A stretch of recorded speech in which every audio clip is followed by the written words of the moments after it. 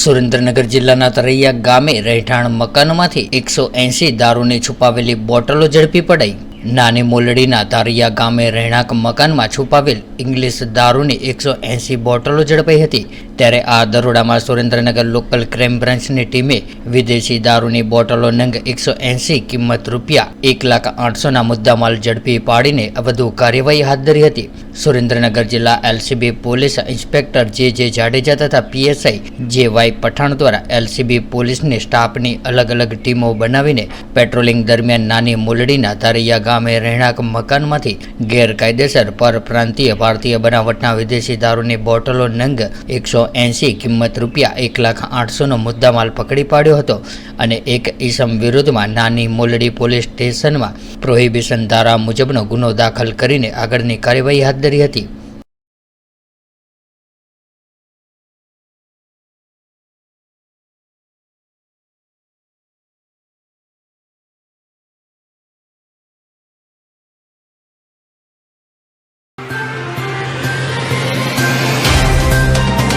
तो WhatsApp, Twitter, Facebook, Insta जहाँ भी आपका अकाउंट है, इसे शेयर बटन के द्वारा वहाँ पर शेयर करें।